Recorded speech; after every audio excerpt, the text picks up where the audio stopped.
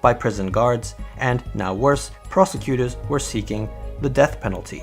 In his mind, it was time to go. But Aomori Prison... What's happening, guys, and welcome back to yet another exciting video on the channel. Whether it's a jail getaway in movies like Shawshank Redemption or Chicken Run, breaking out of a maximum security prison in ways you wouldn't think of has long been portrayed in cinema and television, but the fact is that it's considerably more difficult than the movies make it appear. Let's have a look at the individual about whom we say that no jail can hold this man. Number 4, the lockpicker. To escape, and Shiratori wasn't the only one to come to that conclusion. For instance, in 1881, almost 2,000 prisoners escaped from their cells. But before you can... Yoshi Shiratori, renowned as the most famous escapee in Japanese history, and the man that no prison could hold, is the only guy in history who has shown such contempt for captivity. Yoshi has managed to elude the Japanese jail system 4 times. Yoshi's first job was in a tofu store, then he went on to work as part of a crab-catching crew for Russia. He got notorious for his obsessive gambling and thieving after multiple unsuccessful ventures. Yoshi was first charged with murder and robbery and condemned to jail in Aomori. He picked the lock of his shackles using a small wire he found in a wooden bathing pail 3 years later. After 3 days on the run, he was apprehended by police and sentenced to life in jail for fleeing and allegedly stealing supplies from a hospital. In 1942, he was transported to the Akita jail.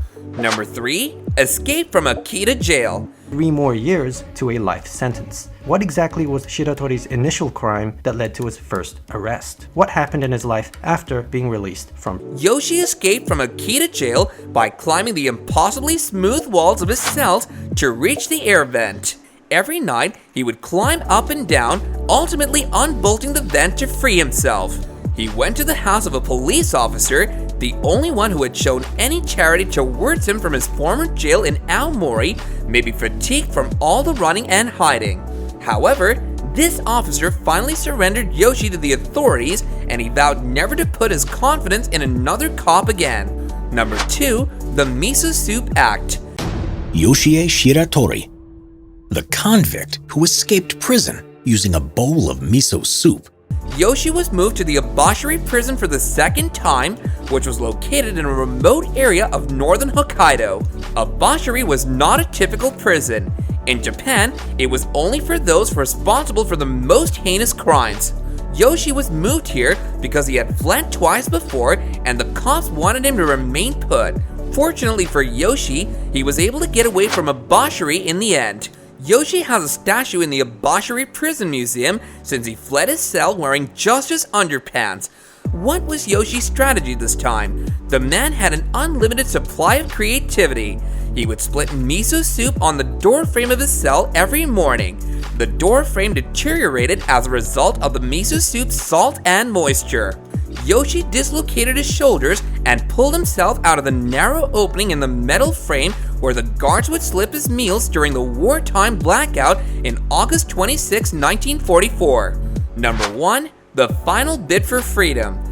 Prisoner Yoshie Shiratori had had enough. He was forced to confess to a murder he did not commit, falsely imprisoned in Aomori prison. Yoshi was prosecuted again for eluding capture, and the Sapporo District Court condemned him to death. Yoshi was also assigned 3 armed guards and was under constant monitoring 24 hours a day. He was imprisoned in a specially built cell at the Sapporo jail to prevent him from escaping through an air vent in the roof.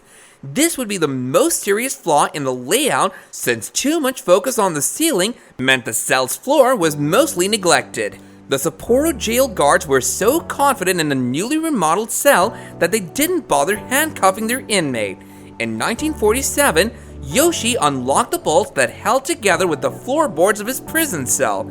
He used a bowl used for food to dig his way out of the cell. The High Court of Sapporo decided to revoke the previous decision of the death penalty. Instead, he was sentenced to 20 years in prison. He was released in 1961 and spent the next decade doing odd jobs to survive. He eventually died of a heart attack in 1979. And that's the legendary story of this escapee. If he used that much creativity in escaping, maybe he wouldn't have found himself on the wrong side of law in the beginning. If you enjoyed this video and want to see more like it in the future, then don't forget to like, share, and subscribe. And with that, I'll catch you guys later in another video. Bye now.